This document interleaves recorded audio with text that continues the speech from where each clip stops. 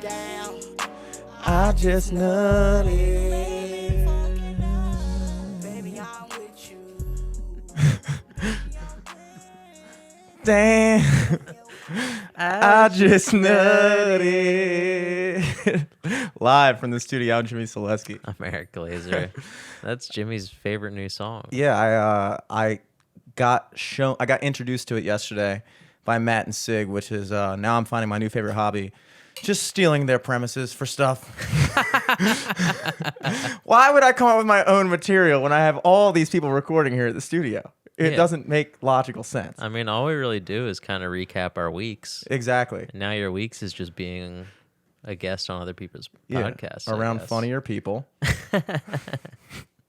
That was a hunchback chunk. I actually thought it was humpback chunk. Humpback chunk. Humpback chunk? Humpback chunk is what I thought it was, and I like that a lot. Okay. But it's actually hunchback chunk. Hunchback.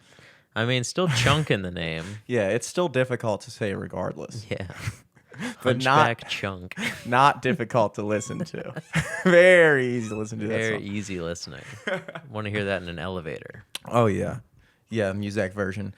Today is... I looked at my watch earlier to see what holiday it was. February 28th. February 16th. February 16th. Today, I don't know if you're aware of this, but today would have been the night that Tim Dillon was on the podcast. Oh, yeah? Today would have been that day. It was locked in? We got the confirm? Yeah, he was locked in. He was locked in. Unfortunately... I didn't see anything in the DMs. Unfortunately for Tim... he could not be here because it snowed in Austin, Texas, where he was flying out of. Yeah, that's been a big deal. Yeah, and so Tim unfortunately had to not only cancel his show at Magoobies, but we had to postpone our podcast. That we had. That we locked in with Tim Dillon. Of course. Yes. So, yeah. So maybe that's God's plan, dude. Maybe God was like, dude, you don't even have the lights mounted yet. You still haven't connected the fans you bought. Oh, yeah. And now you expect Tim Dillon to just cruise through? He's expecting fans. He's expecting fans, dude. We already talked about him on the show. We know he listens. So maybe I DM'd you today. Were we DMing? We texted and DM'd today. So I don't know what took place where. We did a lot of talking today. More than usual. I know. And that was before we even knew we were going to podcast. I know. We were just chatting. We were just vibing. Chatting. And then you dropped the big kahuna on me. You're like, yo, we're podding tonight. And I was like, say less, son. Say less. I'm here, baby. Less. I'm drinking a Miller Lite. Eric's rolling through with the Reese's Easter eggs, which I just learned Easter's coming up. Didn't know that. Easter's coming up. You mixed the Gatorade and the Monster. Yeah, this podcast is brought to you by Monsterade and its predecessor, Monsterade Zero. All the great Monsterade taste, none of the Monsterade calories. Actually, that's crazy. This is Monster Zero Ultra mixed with the Gatorade Zero. This is Monsterade Zero Ultra. Ooh. So we actually, interestingly enough, not to be confused with Millerade. The other half of the Gatorade had to go somewhere. We're gonna sample which one's better. Who knows? Millerade. Is it in you? I'm so glad they don't have like beer on tap next to like soda fountains because I would be the disgusting person that just mixed them all. Oh my God, of course, dude. Of course. I met another guy that I guess was like exactly like me. I was in Chipotle, the Chipotle in Timonium. And Shout out. Yeah, shouts out Timonium Chipotle. Much love. And I walked up to the soda machine. There was this guy kind of like fucking around at the soda machine, like not using the machine, but just standing there. Yeah. So I was like, I'm going to use the soda machine, even though I'm behind you. And I reached in, and then he started looking like he wanted to get soda. So I was like, oh. And so I said, oh, my bad. And he was like, oh, no, I was just going for the Diet Coke. I was like, yo, me too. He was like, leave it up when you leave. yeah. And I was like, dude, Diet Coke's a high commodity. And he's like, yeah, man.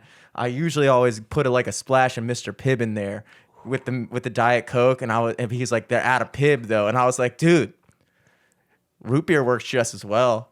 And then I splashed some root beer in my Diet Coke drink, and he was like, "That's a good idea, man." And then he did it, and then when we fucking cheers. Hell yeah. And I left, and that was a beautiful moment because there's not a lot of splash doctors out there. You just missed out on meeting your best friend. I know. I think about that stuff all the time. It's like a chance encounter. You know, like if this is the 90s. That was like that's how that movie with Jason Segel and Paul Rudd was, remember? Oh, I think I feel like they like met and then they just became best friends. I think I know what you're talking about. I thought you were going to reference When Harry Met Sally. Because that's what I felt was much the more... famous scene where they mix Diet Coke with root beer. and then the Chipotle person goes, "I'll have what he's having." That's a classic flick. Holy shit, dude. Yeah. Yeah, that was a chance encounter. I hope that he remembers that too. I think those are those moments that he'll just remember that, be like, I met another like splash guy, you know? Yeah. I didn't even get a chance to tell him about the Jimmy meeting. Selesky. Splash Guys Anonymous at the SGA. Wasn't that what the SGA was, student government? Yeah, Student Government Association or Alliance or something. Student Government Alliance. Alliance. They're fighting for the rights of all student governments. I know. Student governments have been undermined and oppressed for too long in this country. They don't have any real power. Unfortunately, it's true. Unfortunately, it is true. Just like our real government. Yeah. Folks, what were you about to talk about? I don't know. I was gonna go off on a deep rabbit hole into the Splash Guys Anonymous. But I think you said you missed out on telling him the Jimmy Selesky. Oh yeah, I missed out. Is that just the Diet Coke and lemonade? Yeah, Diet Coke and lemonade. If it turns out that he likes to drink, then I mean we didn't talk long enough to like cover. It was like I don't know, it was 2 p.m. on a Tuesday, so I figured like he probably doesn't have a job unless I don't know, like just like me. Just like me. What Splash Guys have jobs? I feel like that's not like that's something that you only learn. I feel like I learned to start doing that when I started working in restaurants. True. You know, it's like you have so much access to soda that after a while, just one soda isn't enough anymore. You're like, I need to. Mine was always at the movie theater, Sprite and a little bit of orange Fanta. That shit was so good. Sprite and orange Fanta. Sprite and orange Fanta. Give it a try the next time you're around. I could see that being good. Yeah. Because you got the lemon liminess. And then the orange. It's very tight.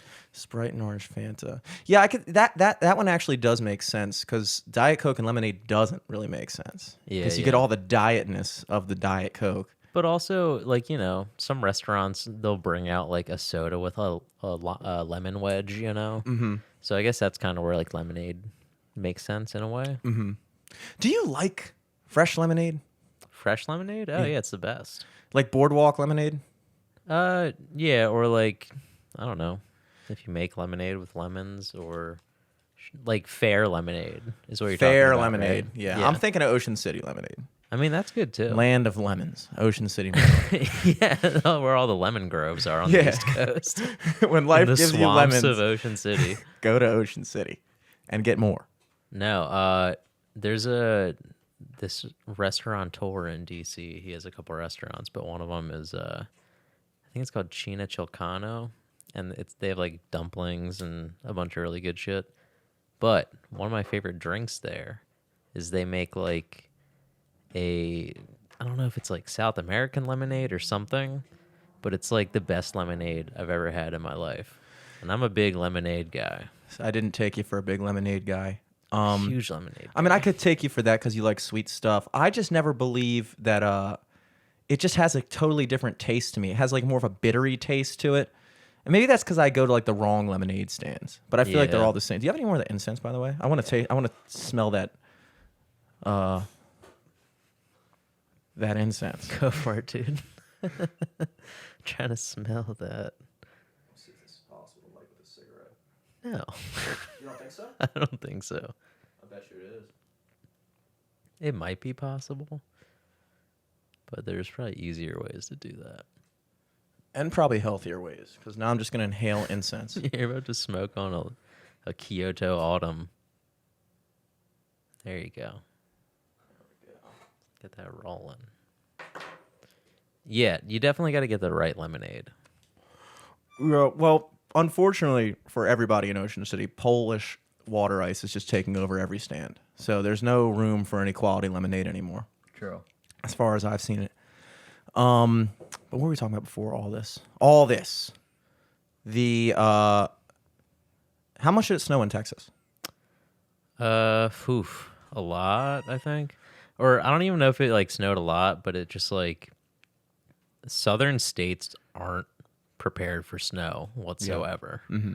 Like all of their roads, like the east, like kind of where around we are, and upper north or like eastern states, or like states that have a lot of snow, like the roads are a little bit different. Like they have more like texture in them.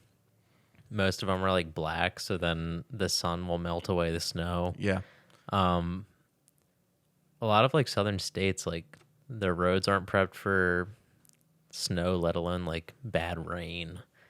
They had a lot of issues with like freezing, and they just don't have like salt to melt the ice. Yeah, and apparently there's like rolling blackouts, like all the power went out and everything. Yeah, like their electrical grid just wasn't prepared for any of it. Actually, it got too cold and shit stopped working, I'm pretty sure. I didn't know it got that cold in Texas, unless this is like a freak event or something like that. But I think this is like the first time it snowed there in like, I don't even know how long. there was a video on Barstool that was like, it was like a guy from his balcony, and on one side it showed a guy like it showed a guy like doing donuts in a parking lot, and it just pans over the city, and it pans down to a parking garage, and there's a guy in full fucking like skiing gear just slowly skiing down a parking garage. It was so he was literally going this. Hell And you yeah. could tell it was like a guy that like It's like, fuck yeah, I This got is these my for fucking Christmas. we actually had one of our podcast viewers text me a TikTok of somebody down in Texas that they went into their daughter's room, and there was a fish tank, and the fish tank was completely frozen. Oh my god. And she was like, maybe it'll come back to life like Zippy. Dude, and I was it thinking, might. now the more I've researched that, the more I realize that is the case. Like after you mentioned the koi thing, I was like, that's true. Yeah. That's true. Yeah, I never really even thought about that too hard Mm-hmm. before we even talked about that shit on the podcast. Because it's just something you don't think about. Yeah, well, I always assumed that those fish would just get eaten by birds and stuff, like herons. Yeah. I don't feel like you can have a fish pond in Maryland, because if there's one thing Maryland is good at, we have good birds of prey. True. We have good ones. Did you know that osprey, they're actually called sea eagles? I think. Well, I don't know if they're called sea eagles. That's what I call them sometimes. They're called sea Did eagles. you know I call them sea eagles? That's what I do. You can look it up. You ever notice that? You ever pick that up about me? I don't know if you've heard me say that, but they're so protected that if you like winterize your boat, and then an osprey just builds a nest on your boat, you just can't use your boat. Really? You just can't use it. Oh my god. Like it's against the law. That's what my dad was telling me. But that might be a thing that he just says. yeah. Like I just say stuff. Yeah, he's the one that taught me they're called sea eagles. It's like, look at that, Jim. Everybody says they're called ospreys. That's bullshit. Jim, you gotta understand. You can't tell anyone we killed the sea eagle. If anybody asks, you didn't kill an osprey. You moved a sea eagle's nest. Either that, or I think you have to like hire the Maryland Animal Control to come down and like professionally move their nest. Yeah. Which I don't know what that entails. Like you have to like secretly do it. Which you know they're gonna notice. You know. Not if they don't know it's there. No, you know the osprey is going to notice, dude. Oh, of course. You know the osprey is going to Of go. course the osprey is If I gonna just came notice. back to the studio one day and it was over there, I would notice. Did you know in the state of Maryland it is illegal to move my studio because I am protected? I am protected by Miss Moon. Try it. Let's fucking try it. If I build a studio on your property, You can't move You me. can't move. I'm in danger. I am the last of my kind. The last of a dying breed. Oh shit. We got into this after the podcast last week, but I thought it was funny, so we can talk about it. Oh, yeah. The the lyrical interpretations Oh yes, that we yes, found. yes. What was that website called I again? think it was just lyricalinterpretations.com. Makes sense. But it's like a super old website. Like a lot of the posts are from like early like 2010s Mm-hmm. and then there's some more like recent posts obviously, but like the entire website is like full of ads, but there's like thriving comment sections of people's like personal interpretations of song lyrics. Yeah. And there's like every song we were pulling up, there'd at least be like 2 or 3 people that were like, oh yeah, I wish you would get back from that ledge, my friend. They're like, oh yeah, that was him talking about beating off. Yeah, the whole song is just about masturbation. It's just a bunch of lonely dudes projecting that every song is about beating off. And then like a bunch of drug addicts being like, no, I'm pretty sure it's about drugs. Yeah, this is about meth. And then me being like, I'm pretty sure it's about both, dude. I'm pretty sure it's about drugs and beating off. Well, the one song that we thought was about meth, I think you were saying it might have been about like a girlfriend cheating on him or something. Yeah, Sex and Candy. But then we watched the music video and we're like, oh yeah, this might be about meth. It might be about meth. This is fucking crazy. Yeah, Bunch of weird spider legs everywhere, it's weird. pulling veins out of the wall. Yeah.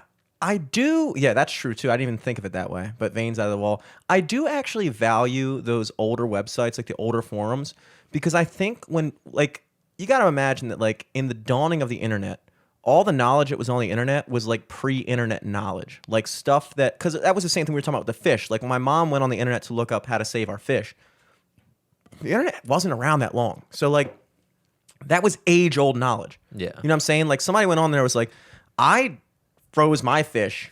Yeah. This article from 1922.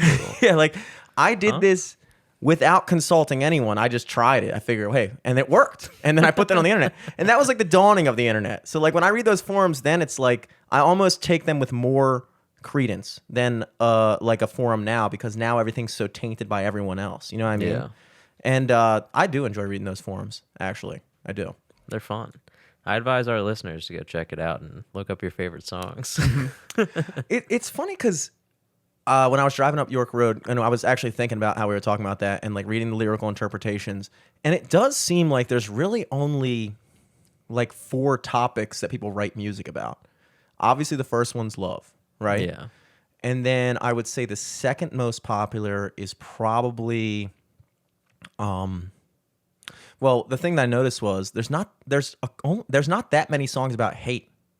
I was thinking about how it translates to like the human experience. Yeah. Like there's only so many emotions that drive you to write a song about it. Like nobody writes a song unless you're Jimmy Buffett about how good like a cheeseburger is. Yeah. You know, like it's tough. Or how dope vacation is. Yeah. Oh, unless you're a country singer. Country True. singers love writing about how dope vacation is, which is why it's a perfect music to listen on vacation. Exactly. But like, yeah, it's love, and then I guess it depends on the genre, but then drugs probably. Yeah, drugs is top 3 at least. Mm-hmm. But I'd say, yeah, like love, does that encompass like sex and heartbreak and all that shit? Well, for the purpose of discussion, I would say no. I think Okay. just because I'm trying to calculate the amount of songs written about love versus the amount of songs written about lost love, and then the amount of songs written about lust. I think in the 50s and 60s, pretty much every song is about love or heartbreak, because those are like the 2 most powerful things. Well, that was like the tamest stuff. Yeah. You couldn't really write about sex back then. Yeah, lust. You could Lust. talk about dancing. Yeah. That was which is a lost art. Dancing. Dancing. Dancing. The art of the dance. And then in the 60s, they were like, yo, we can also write music about drugs, I bet. And they did. They were like, no, first we got to do drugs. Yeah, let's stop keeping this a secret. We got to let people know, dude. rules. Drugs are fun. They are I make fun. really good music on this. But there's not that many songs about hate, you know? Which begs the question, maybe love is a far more powerful emotion than hate. There could be, and then we just don't know about it. Like I don't listen to like screamo music and like shit like that, you know. Yeah. Like I don't listen to like heavy rock. Yeah. hate. The only hate song I can think of is like, she fucking hates me. But I think that's written from a guy that loves her. True. You know, he loves her. She hates him. If she wrote the song and was like, I fucking hate you, then that would be a song about hate. But I think he's writing about how much someone he loves hates him. I guess That's still love, yeah. it's still love. You got to love something to hate something, I think. You know? I do believe that. I think that's true. You hate that Monsterade? I love this Monsterade. Have you tried your Monsterade yet? I didn't make the Monsterade. You didn't make one, dude? Make one. No, I'm the control. Oh, okay. And also, I already drank most of my Monster. You have to make sure that I'm not just falling for how good they both are individually. Every now and then I have to check in with you and like take a shot of Monster and a shot of Gator and be like, oh, wait. These are just both good. Yeah. We should do that one episode where we're just both blindfolded and have a bunch of different drinks on the table. Do you remember the what was it? The High Life mimosa? Yeah. That was pretty good. actually good. Yeah, that was like nice. Not even like in a joking way, it was good. It was half and half. Half beer champagne, half champagne. What the hell else was I talking about today? I got in not an argument with somebody today. I always start these by saying I got not in an argument. Like I have to like defend. And then usually halfway through, we're like, okay, Jimmy wasn't an argument. All right. You said It wasn't a crazy argument or like it wasn't anything outlandish, but it was an argument.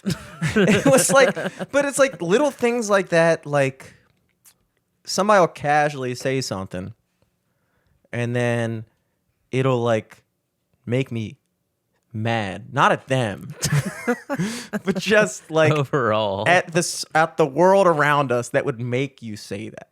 Somebody was like, they said, I got a 70% of my paper and he gave me a C. This is bullshit. And I was like, that's a C. Yeah. You got a C. Yeah. And then they were like, well, you know, and then they screenshotted me an image off Google. And it was from like York University, which is not York College, I believe. Because I almost went to York College. I know for a fact. Well, maybe they were one of the only colleges to accept me. Maybe they do think 70s are Bs. But you definitely read through all of the paperwork of the college to verify what the C's were and what the B's were. A C would have been a 70. A C would have been a 70. I didn't do that when I was applying for colleges. I was trying to help you out, John. I didn't read through anything when I went to college. I barely applied. I was like, do you have a wrestling team? Good, because I'm not going to wrestle in college. But also, that's the only determining factor of how I'm going to apply to college.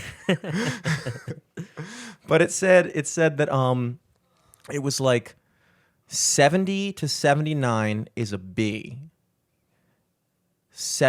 80 to like 85 is a B plus. It like skipped a bunch of shit. What? And then it said like 85 to 90 was an A, and then 90 to 100 was an A plus. What? What kind of metrics are those? I don't know. But they were saying it like this is like how they do stuff now. Why? Which Well, can I like retroactively get like a 4.9 GPA? I was like, I would have had a fucking 10.8. Yeah. Like, what the hell, dude? Jesus Christ. It's just another example.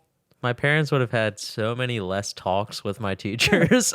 It's like, oh my God, Eric, you're a B student. It's like, Why are they dragging me in here? Yeah. What? I got 63%. That's an A minus. You fucking talking about, dude?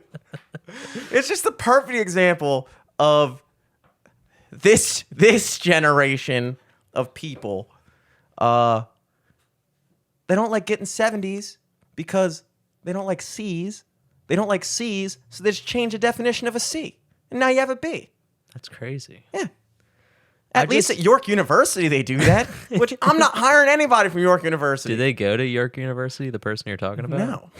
All right. Well, why do they expect that treatment? I know. I was like, you Googled one college that you don't go to? All right. Well, transfer for the rest of the semester. Get your B. Yeah, and you're going to go try back. to transfer and they'll be like, your grades are too high. We don't even have letters for how good you are. We've never had to score anyone above an A+. Yeah. Oh, wait. You have a 3.5? You're coming from Towson? All right. You can graduate now.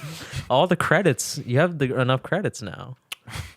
It just So I had to type out my fucking spiel, obviously, and just go I had off. to go fix the Wikipedia page. And I had to fix the way they thought. Mainly, I had to correct them. But I don't know if that's like a normal thing. But I do remember there was a lot of weird grading systems in college. Like it would be like, Yeah, like the curves and stuff. I don't think curves should be a thing. I disagree with curving. Whenever they benefited me, I would so be into them. Yeah, but whenever they don't benefit you, Did they ever not benefit you? I get sad for the people that do really well. Because if you do really well on a test, I was never one of those people. yeah, But I mean, really, I always benefited from the curve. I had the But I classic. felt bad for the people who are smarter than me. I guess I was always of the libertarian mindset, even in school, which is they say that the American dream is everyone's a future millionaire. So even people that are poor will still vote in favor of stuff for rich people because everyone thinks they're eventually going to be rich, which I don't think is an unhealthy way to live. Like in high school, planned on one day getting an A for real. And so I was always like, damn, I got like a 61% on this test. And now that's a B, but it doesn't feel earned. You know what I'm saying? I guess. But also, there's no way to go back and re-get those grades. Or is there? This is where we start our going back to school arc. Going back to high school on Zoom. Live from the school. I wonder if we could do that. Do you think you could sit on? If you could do a Billy Madison, Could you do that? Could you go back to high school? I don't think so. I guess you would have to get a GED. Yeah, you'd have to go to like night school or something. But Billy I don't Madison, think they'd let you go back to school with kids.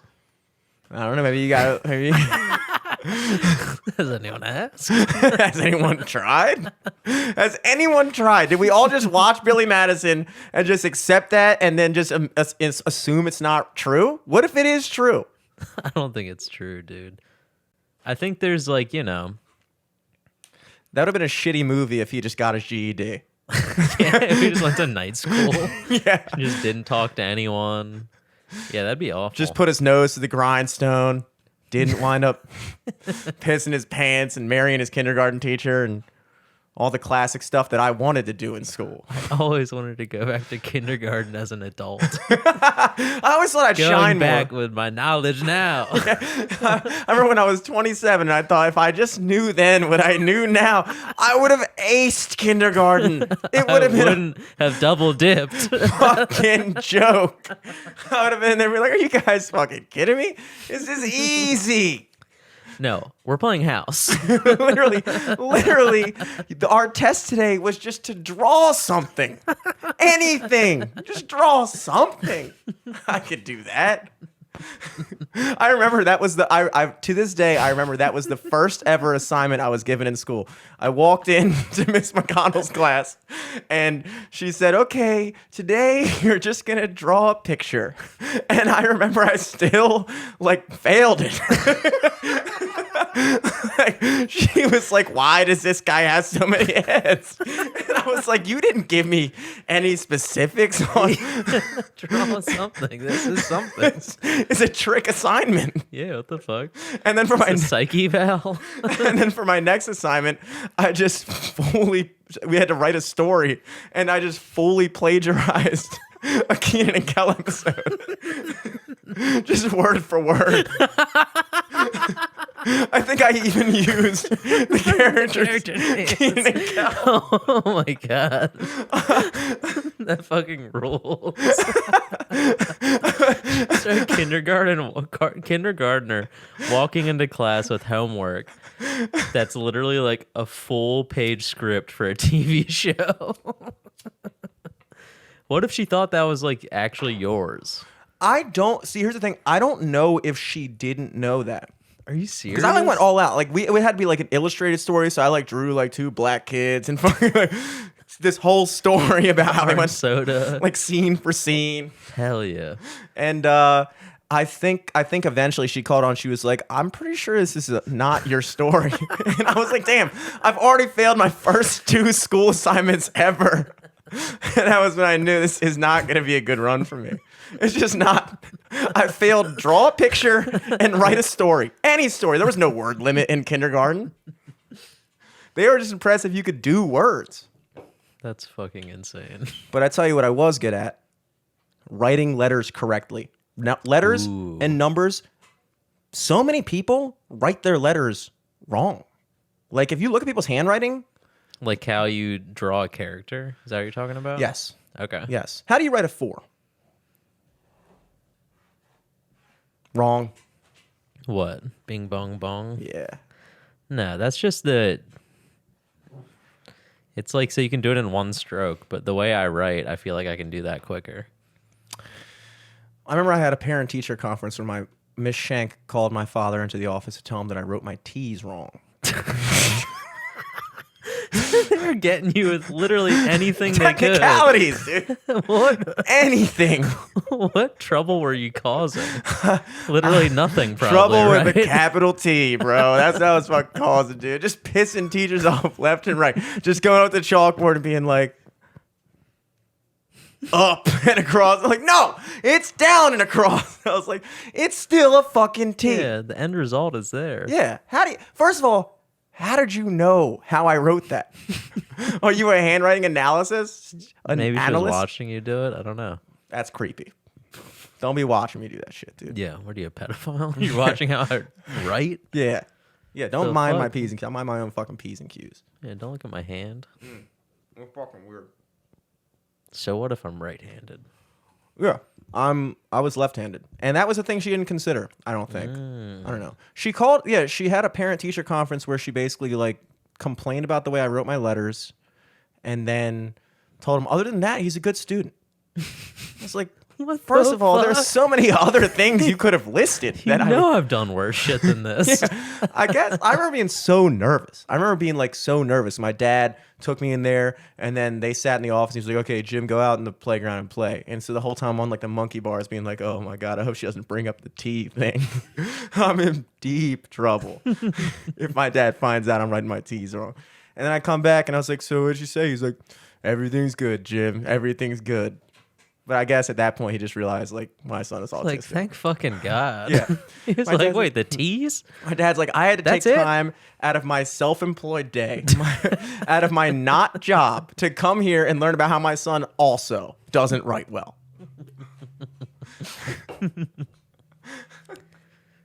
Damn. Were you ever in? I did do a spit of the. I think me and my brother both had to do it. I probably talked about it on the podcast before, but we in like elementary school we had to do like speech therapy. I think you mentioned that, but I forgot kind of about it.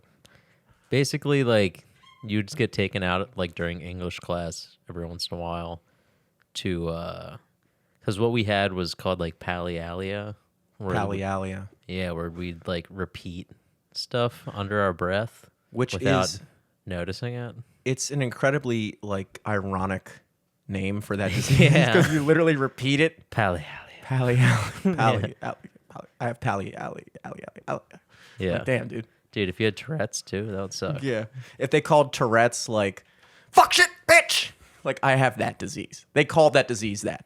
Yeah. I'm not being insensitive. That's just the medical That's term. the medical term. Fuck shit, bitch. But yeah, it was weird because it was like we did it for like a year each, and then they were like, "Oh yeah, you're fine." You just stop repeating stuff? Yeah, I guess. How I do don't you know. fix that? I don't know. And also, I feel like I did it because my brother did it. Like I just like saw him as like, okay, this is how you do shit. Like, give me an example of like a sentence you would say with pallialia. I mean, it's not like sentence specific, but it would just be like if we were talking and then, okay, now the conversation is over. Like I would just say over like that under my breath, but I wouldn't know I was saying it. Did you ever get to the bottom of like, Yeah, I don't know. I'm glad you don't do that anymore. I'm just going to say. Yeah, it'd be creepy, It'd be right? weird. It'd be really creepy. If you were like, it'd be creepy. Yeah. That was It'd be creepy. creepy, right? Oh, man. By the way, pallialia is a Greek word. Pali means again, and aleni means saying. So it means say it again. Say it again. Say it again. I mean, we would have been. I used to do a joke about it where I was like, me and my brother either were like super creepy around our parents, probably, or like they probably thought they like sinned by accident somehow. We fucked up somewhere Yeah, down like the line. something fucked up at both of our kids are fucking little demon recorders. Or like we could have been dope like rappers. We did our own ad libs. Yeah, you did your own ad lib. Unconsciously doing our own ad libs. Holy shit. I'm interested. Like, I know you probably did that because Alex did it. Yeah. Alex is Eric's brother. But I'm interested to know what would make someone have that thing. You know what I'm saying? Like, there's so many weird tics. That one, the fact that it has a name means it's common, you know? Because, like, I still to this day kind of do this blinky thing, but not that much anymore. I had to stop because that was another parent-teacher conference. I had to stop. First they came for the T's, then they came for my squints. Then it came from my eyes. Always starts with T's and moves to the eyes. But that one's like, there was no like name for that. You're like, your son has fucked up blinking syndrome. Your son has. You need to teach your son how to blink. Now I'm doing it again, dude. Whenever I talk about it, it like conjures that thing in my brain where my brain's like, remember how cool that was though? Remember how fun this was? My brain's like, blink. But you like it. Blink really hard. Blink really hard. For no reason. Trust me, it'll be worth it. Who cares if they notice? Just wait till they look away.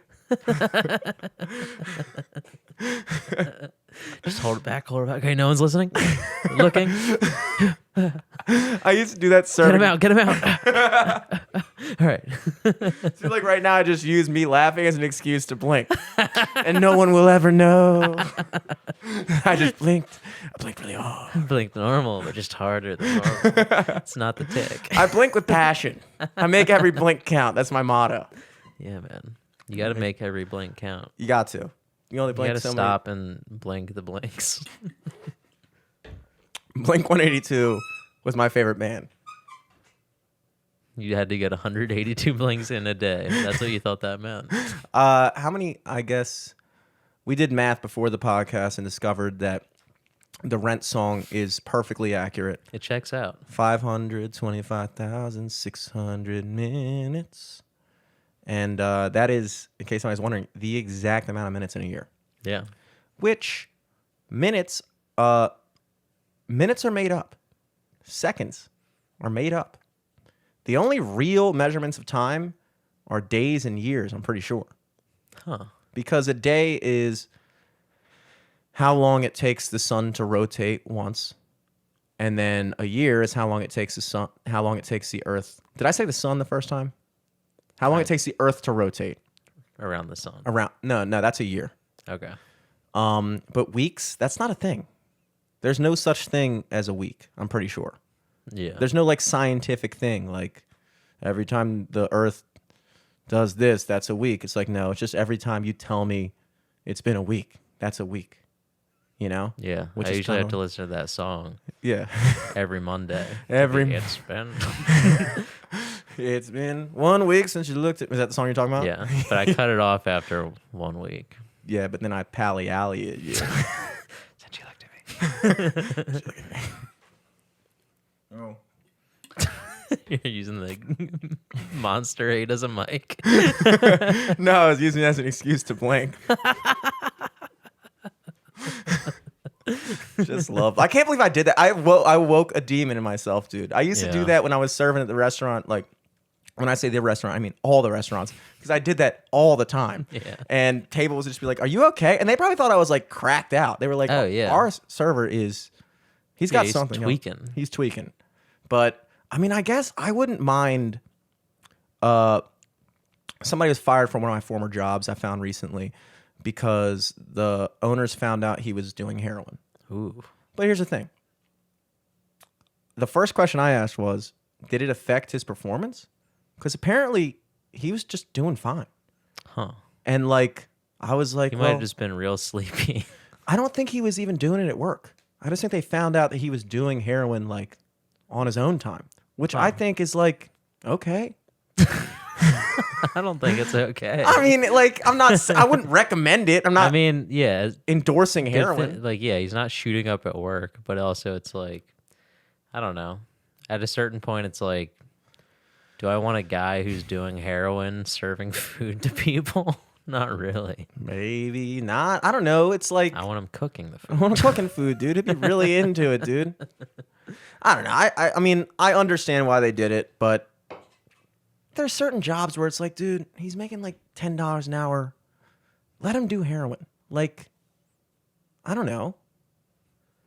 guess. I've always been an advocate of if it doesn't affect your job, then it shouldn't affect your job. You know, like if you're a functioning alcoholic, but if you don't show up to your job wasted, I don't think you should be fired because they found out that you just drank a whole bunch over the weekend. We heard you were super hungover on Sunday. Yeah, well, it's Monday, dude. I'm here. Yeah, I'm And I'm only a fine. little hungover now. I'm only a little hungover. Just like any other day of the week. Yeah, dude. You should see me when I'm not hungover. Not much better. I don't know. I guess that's not a topic that many people will see eye to eye with me on. Yeah, I'm just not sure. Like, yeah, I get that, like, it wasn't affecting his performance. So, like, there was no real grounds to fire him. But also, yeah, I don't know.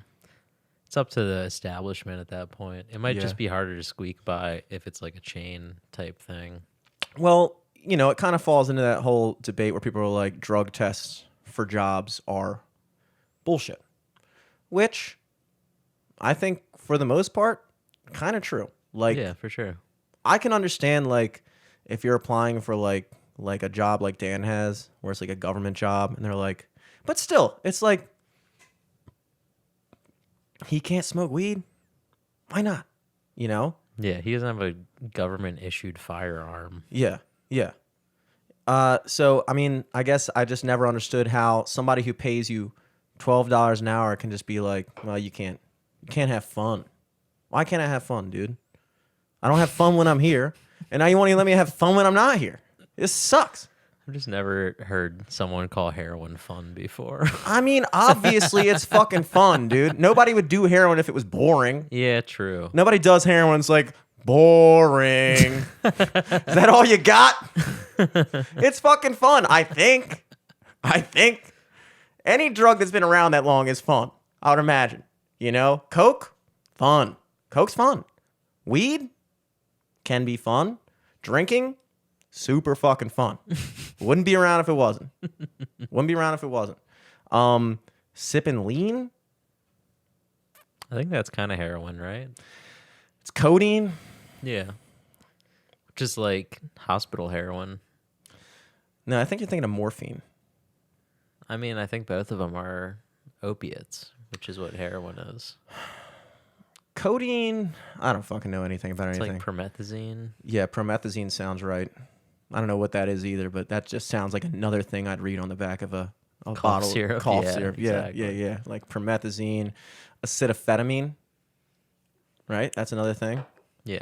Yeah, I know the names of all these things. I just don't know anything about them. Like if I like picked up my Gatorade and I saw acetaminophen in here, I'd be like, all right, I guess I put that in Gatorade Some sort too. of amino acid, I guess. I don't Is know. this, is that a A vitamin? pre-workout. Yeah. Sorry, dude. I didn't mean to advocate for.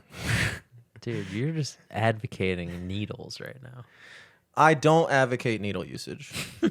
I don't. I think that You think is, he was shooting, or was he just? My mind just goes straight back to the like middle school health video, where it's like the kid doing heroin and then like dying and his parents finding him.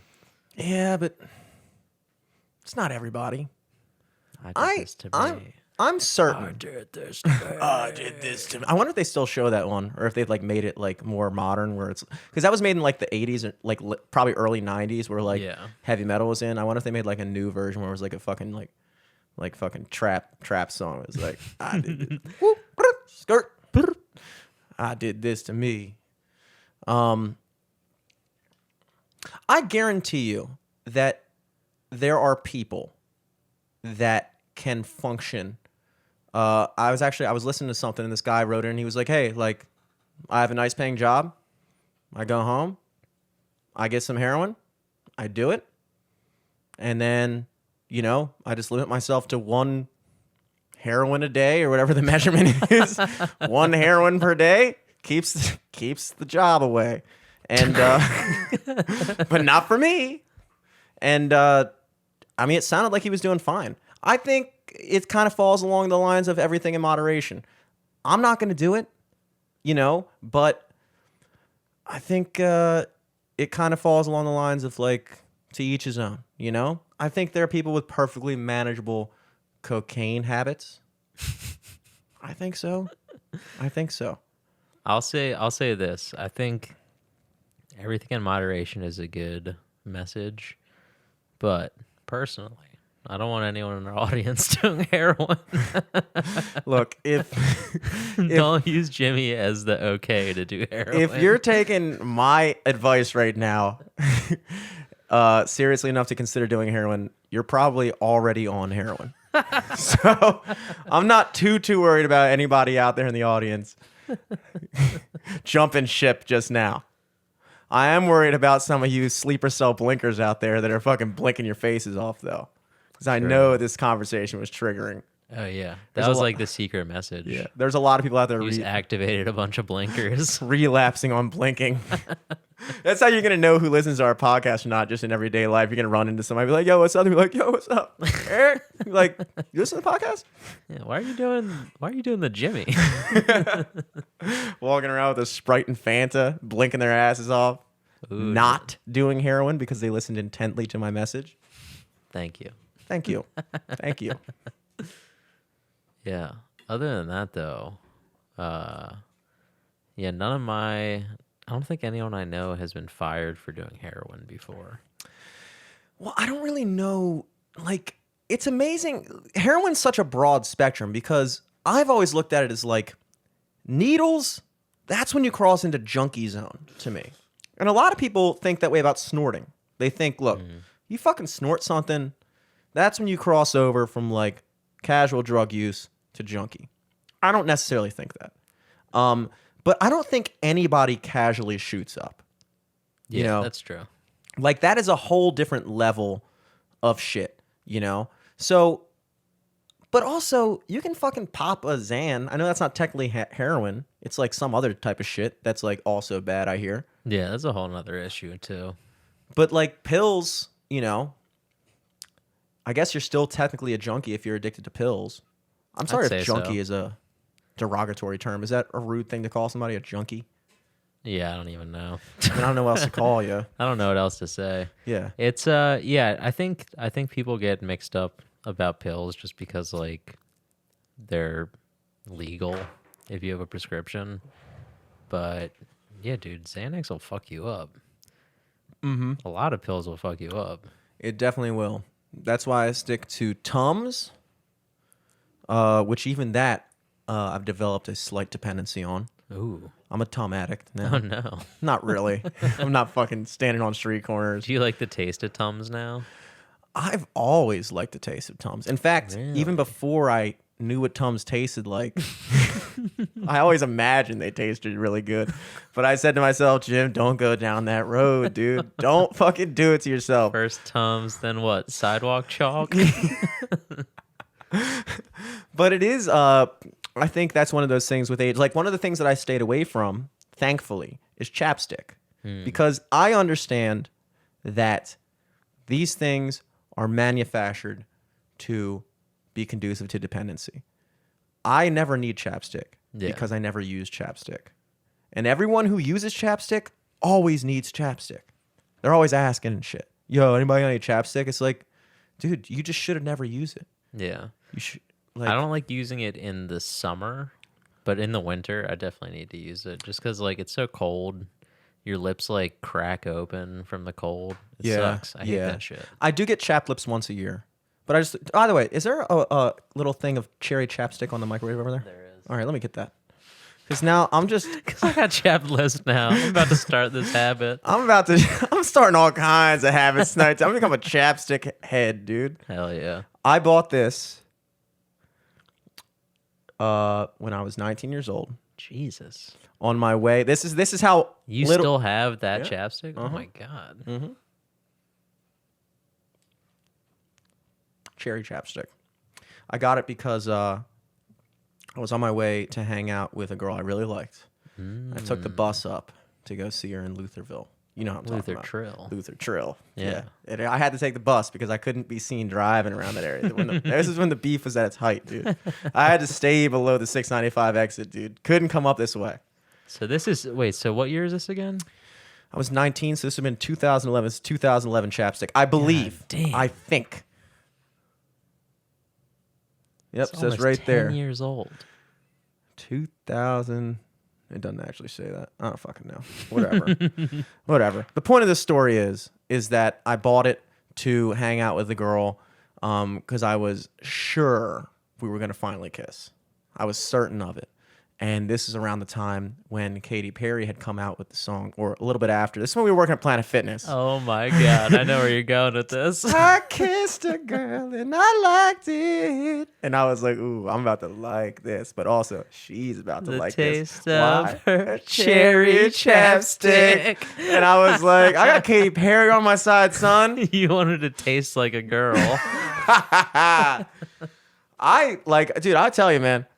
I bought it and I felt like I was buying condoms at the I walked. You like walked up embarrassed to the register. We're like, ooh, cherry chapstick. Somebody's getting laid tonight. Like, yeah, dude. Probably thought I was about to blow somebody with a fucking cherry chapstick.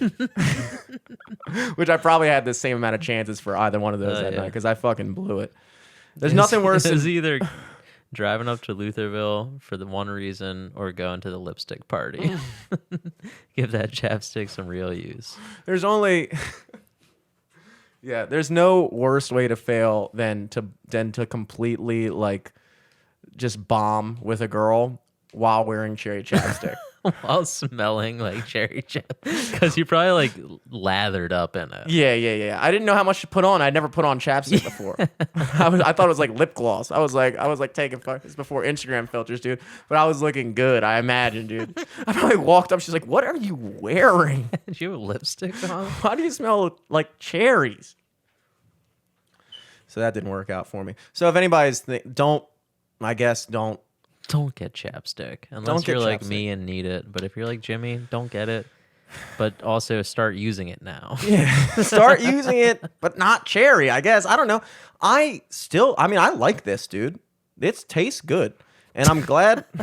Snacking on this for years. I love the taste of my own cherry chapstick, dude. It makes me feel like everything I say is more like. It sounds like you're sucking your own dick. I like the taste of my cherry chapstick. That's a euphemism for cherry chapstick. But I don't know, dude. Yeah. For dogs, it's Red Rocket. For white dudes, it's cherry Cherry chapstick. chapstick, dude. Hell yeah. I wonder if I ever have kissed a girl with this cherry chapstick. Oh, I'm sure at some point I have. I mean, I've clearly used it a couple times. It's here. I think she asked to use it. I think when we were hanging out, she asked if she could have some. Which, if I were older, I would have been like, I got some right here. That would have been fucking smooth, dog. Yeah. Smooth. But I didn't have that kind of game when I was back then. When I was back then. If I knew what I knew now, when I was back then. Just slowly devolving. Just losing your mind. Just falling back in all my old habits. No wonder Jimmy needs to go back through school again. His mind, it's failing. I've never seen someone unlearn 15 years of education in 1.5 hours.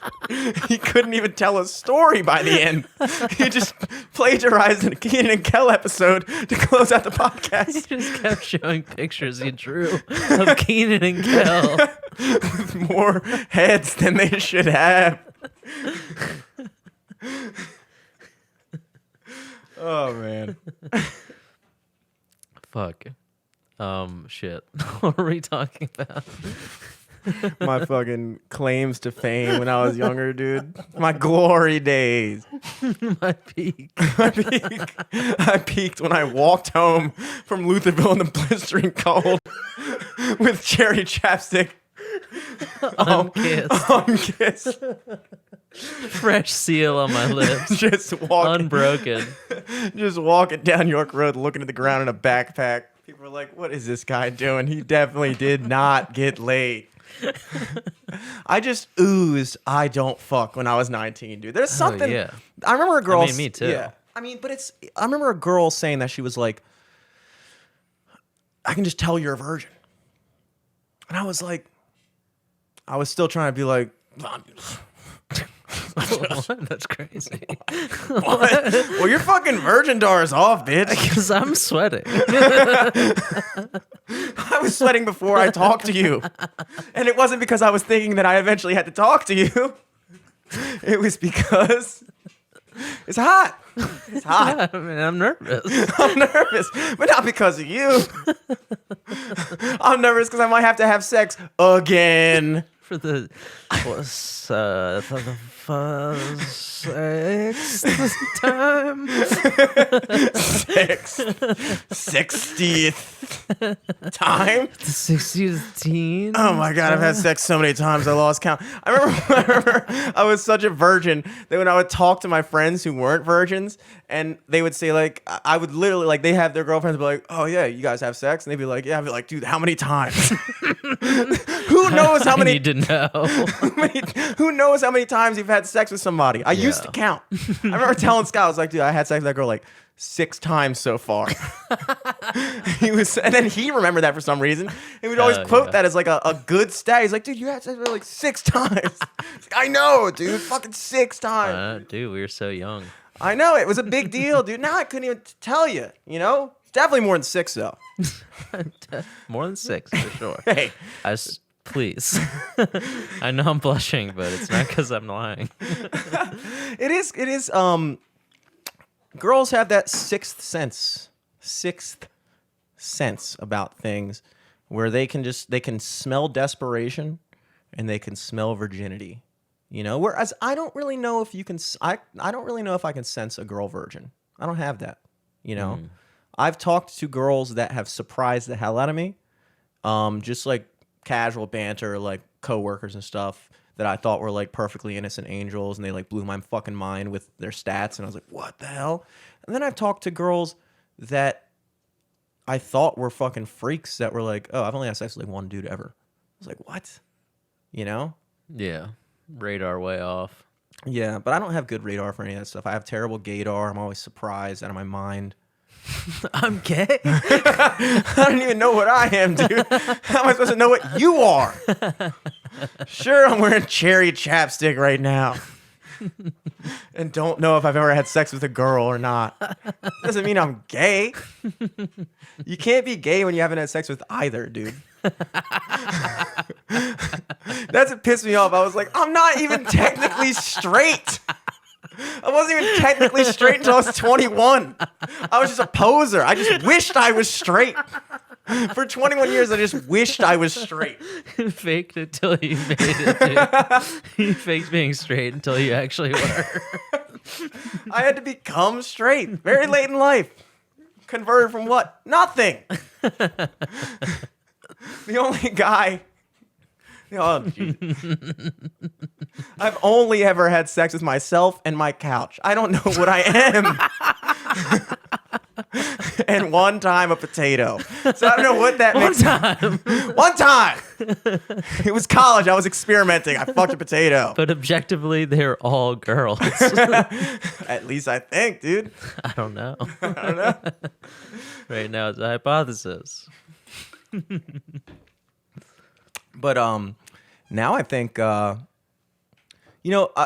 will sometimes wear stuff, and I do like when girls wear like the most recent girl I kissed did have some flavor of chapstick on, which really I was into it, you know, just because I wished it was me.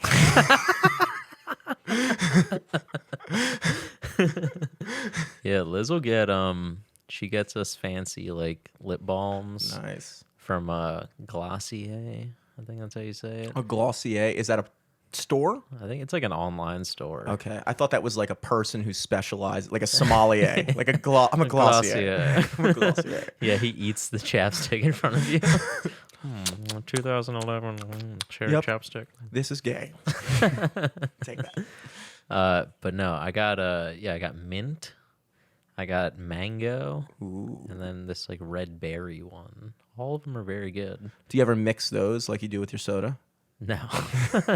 One lip is mint. Suicide lip balm. Like a Camel Crush, but for your mouth, it's like bottom is cherry, but if you crush, That would be crazy. menthol. If I did like Napoleon ice cream with a chapstick, and I just like each quadrant. That would be sweet, dude. Maybe I'll Try become that when I get home. maybe I'll become a Glossier, dude. Maybe I'll get real into it. You Yeah, know, man. we've been both saying we need hobbies. Somebody asked me what my hobbies were, and I was like, I don't know. I play online chess sometimes. Does that count as a hobby? Oh yeah, I think so. You have hobbies. You have cool hobbies. I don't really know.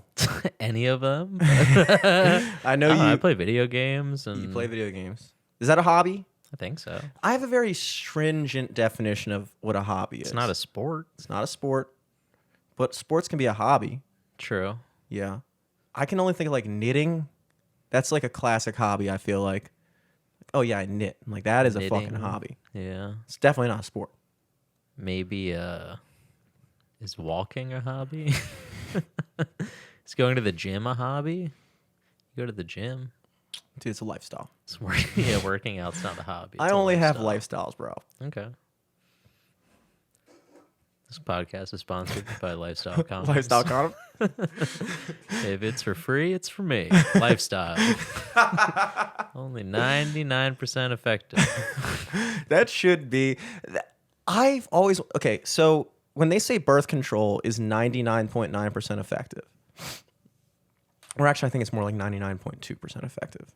And these are only stats that you look up when you're convinced you got somebody pregnant. Yeah. You need those moments. It's kind of like when GameStop had the big crash and then everybody instantly became a stock expert. Yeah. I learn vast amounts of information about the female reproductive system when I think I got somebody pregnant. Oh, of course. I But then become every a time it gynecologist. happens again, you have to relearn I had to everything. I had to watch YouTube videos. So this is when you like. I couldn't tell you when somebody ovulates. You know, I'm always like, I just kind of coasted through life with the very safe assumption that girls can't get pregnant on the period, which I don't even know if that's true. I think it is. I hope it is, Because all the stuff that would be the baby is getting gunked washed out. But then I wonder,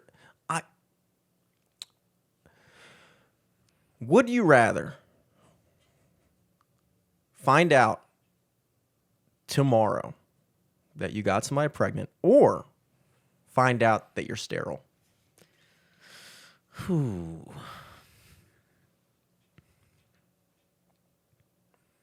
I don't know. That's a tough one.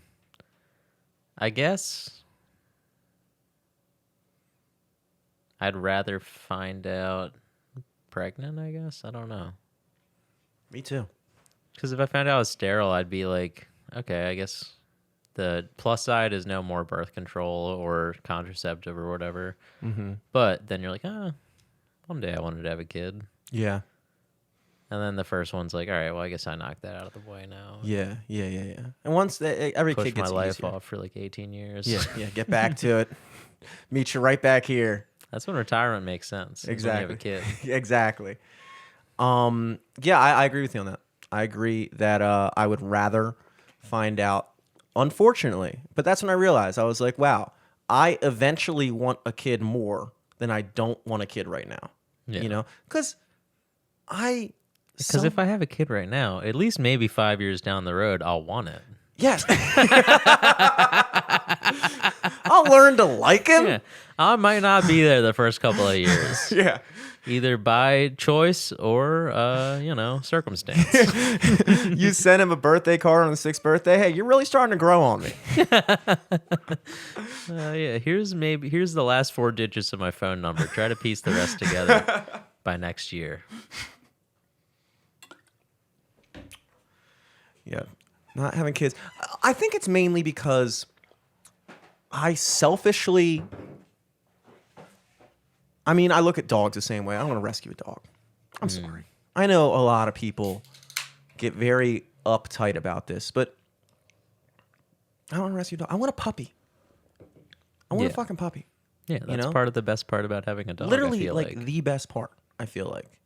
Definitely not when they're old as fuck. Yeah. You know, like obviously you love them, and so you keep them, but then eventually you kill them. Yeah. You know, which is literally what you do, which is kind of crazy that you can just do that. But yeah, imagine just having like a desk for 14 years and then being, all right, you gotta go, man. Taking you to the vet to get a lethal injection. a desk. I like how you use a desk as a more extreme example. It's like, yeah, killing a dog, but like imagine if you had to put your desk to sleep, because that would just be painful. You raise it from the time it was a chair, all the way from the time it was a little chair. I don't want to buy a desk that's already a table and raise it. You don't even know what kind of table it is, dude. I buy all my furniture starting off as other furniture, and then I build it because I trust the process, dude. I trust the process. Dogs are, because you have to instill your personality on. Dogs have personalities. They do. And I don't want some other dude's personality in my dog. Yeah. You know? He obviously sucked. He gave the dog away. All cool people I know have cool dogs. And also all attractive people I know, most of them have cute dogs. True. And a lot of ugly people have ugly dogs. I've noticed. I don't know if I've noticed that, but I do notice like whenever like kind of an ugly dog looks like their owner. Yeah. And all the ugliest people I know have cats. I'm just kidding. I really, we tugged on somebody's heartstrings last week. I don't really know anyone who has cats. I know a few. Cats are really big with girls in their mid-20s. Girls in their mid-20s love cats, dude. They love them. Know who else likes cats? Girls in their mid-50s. Yeah. Yeah. Who are single. Single. Well, yeah, it's girls in their mid-20s that are single too. I think there's something that gets triggered then in they just keep getting more cats instead of a partner. I think so. Yeah, but I So stay angry. stay angry, guys. Keep hitting Jimmy up. If you have a cat, I know I'm in. The same way I look at dogs, coincidentally, is the same way I look at children. I guess if I ever got to the wherewithal to adopt a kid, I would. You know, but you'd have to be cool. Yeah. I had to chill with him. Like, can you chill with a kid for a while before you adopt him?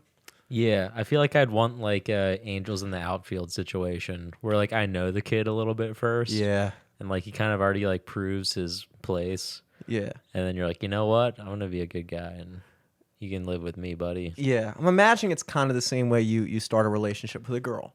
You don't just go up to a girl and be like, hey, you want to be my wife? What we're trying to say is we just want to date children. Not like platonically. Before we adopt them. Yeah. You can't date a kid before like try it. You know, Try 'em out. You know, Woody Allen dated a couple kids before he picked Soon Yi or whatever Exactly. her name was. Exactly. You want to make sure you're compatible. Take And them out. then he to see dated her for real. I can't and married her. I can't take a couple kids out to the movies just to see if there's chemistry. Just to see if there's something there. What a fucking loser kid. You go watch a movie. Throw your old arm around him. In a father-son way. In a loving parent way. Yeah, and see if, you know, how it works out. And then, you know, just like in regular relationships, if it doesn't, you just kind of ghost them. You just kind of ghost a kid. Just, you know, leave them there. Say you're going to go get a refill on the popcorn, but ditch them. Ditch 'em. Oh, no. I mean, but oh, yes. This is my dream. Look. Oh, yes. Being completely honest, a lot of foster parenthoods do not work out. I've known a lot of foster kids. They have a very fucked up time in life because they get brought in by families that don't actually like them. And then they get transferred to another family. It's like a breakup. Can you imagine your father coming in your room and be like, It's not working out, dude. Yeah, it's not me, it's you. They do like the opposite. We thought it'd be fun to buy like someone else's kid, and we're realizing it's not all it's cracked up to be. Yeah, you just, you weren't like the description on the website, so we're going to have to take you back. You're still under warranty. I really hope you understand. Do you know how much of that could be evaded? If we could do what we were saying. If you had like a library rental system of kids, and it's kind of like rent to own. Just things to think about, dude. I mean, honestly, it sounds crazy. But, I mean, if you really get down to the nitty-gritty of it, it kind of almost makes sense. A little bit. But I want, again, not selfishly, but I want somebody to have my genes, Like, somebody just be like, that's like a little me, And I guess if I found out that I couldn't have a kid, like if I was sterile, I guess back in the day, did you literally have to get somebody to fuck your wife for you? Like, I know now you don't have to. I mean, how far back in the day? Because, like, back in the day, like, everyone would be raised, like, communally.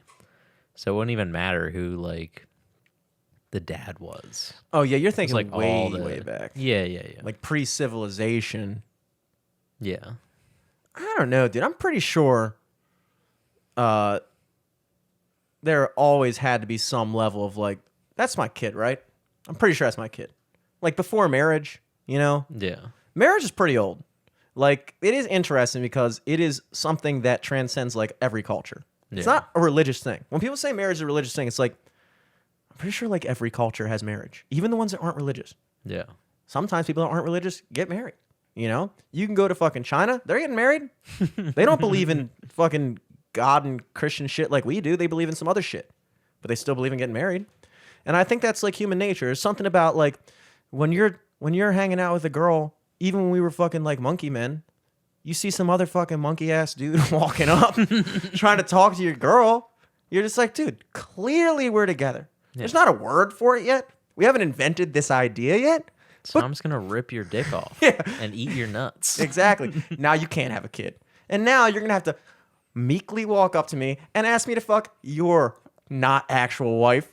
But unfortunately, there's no word for this yet. Look, just be thankful we haven't invented this concept yet. Because if we did, I would be fucking your wife. But now I'm just fucking... My wife. My wife. Because I just invented the word. That's it. My wife. My wife! Sir, who did he fuck? I don't know how to say it. It's like a chick that's... I'm not getting it. What are you... I don't know. It's like the chick that he locked down. Only he can fuck her. If anyone else does, he gets fucking pissed. It's like... They definitely had girlfriends, right? Back in those days? I mean, dude, fucking like penguins have relationships like that. Wives? They have wives, dude. They have wives, dude. They do have wives. They are very monogamous. Do they have friends, though? Do animals have friends is the real question. I wonder when, like, friendship was invented. Fox and the Hound, 1982. 1982. Pretty sure it's not when that movie came out. I don't know. But that probably is when friends first started. Time animals became friends. Oh, I thought you were saying it's the first time humans became friends. It's like, yeah, maybe. I don't know. Maybe. I'm pretty sure our parents had friends. You're still talking about animals. Well, I'm talking about both, dude. Humans are the humans, greatest animals, animal. And friends. Those are the three things we're talking about right now. Friends? How are you someone's friend before language was invented? Like, would I just, like, if you and I existed in, like, 80,000 BC. Yeah. And we were just, like, chilling somewhere, like, hanging out, picking berries or... No, that's We'd not... go, like, hunting We'd or be something. hunting. We'd be hunting. Or, like, maybe you liked hunting and I liked fucking... fucking And so I would like fuck your wife, while I hunt. and then you'd give me some of the hunt. Yeah, and then I'd come back and I'd be like, this seems like a very one-sided deal, dude. We are definitely not Nah, friends. dude, it's communism. Everyone does their part. I go out and hunt all day, and you fuck both of our wives? It's just a job, man. Clock Who in, clock agreed to out. this deal, dude? Gotta separate the work from pleasure, man. Jimmy, you're really good at hunting. Jimmy, you're the best hunter we know. I suck at sex, but it's the only thing I'm good at. You really want me to hunt, dude? You want me to hunt, dude? Have you seen this stroke? Your wife hates it. But she loves But eating. I'm still coming here every day while you're gone. Practicing, getting better. Practicing. Getting better. Your wife's taught me a lot. She taught me all your moves. Yeah, dude. I don't know how, like, I guess I think about times before we could talk to each other.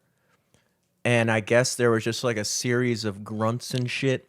Or like nodding of head, or like Like you look at my wife and I'm like, definitely, bro. And then you look at like a spear and I'm like, definitely, bro. All me, baby.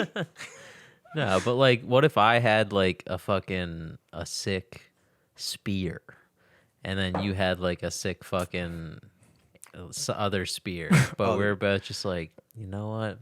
You have mine, I have yours. And I just like hand it to Friends. you. Yeah, friends. It's like jersey swapping. What do you think the first ever word was? Do you think it was friends? Or was it wife?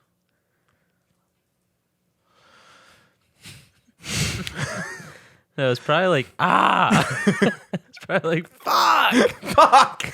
I think fuck might have been the first word. Yeah, the dude who lit the first fire that immediately went out. Yeah. Fuck. And then they invented the word friend, and then the word wife, and then somebody said, fuck. My friend fucked my wife. And then the English language was invented. That's how it works. Just like that. Everyone talks about what Lucy, the like missing link or whatever. Yeah. The first, you know what her first words were? Fuck. Dude. Fuck, dude. Fuck me. I'm the wife. I'm the wife. I'm the missing link. I'm the missing link. Jimmy's wife. All along, the missing link was Eric. To our marriage, the missing link was Eric. I did. Okay, so we've really painted quite a picture here. But I imagine back in those days, women have to give birth, dude. Like back in those days. Yeah. Back in those days. And still. But back in those days, it was like, that was like your job, kind of. That and like doing shit, you know? Yeah. Doing other shit. But mostly having kids and raising kids back in these days. And that was understood before language. Nobody had to explain that to women. You know? It was just like, hey, dude, like, clearly we're going to hunt this fucking buffalo. Clearly my friend is going to fuck you. Clearly you're going to have a kid. My friend has to keep fucking you so you keep producing that sweet, sweet milk. But what happens if, I guess, no dude ever thought he was sterile? I would imagine back in those days you would always blame the woman. Like, if you couldn't have a kid, you'd be probably. like, what's wrong with you?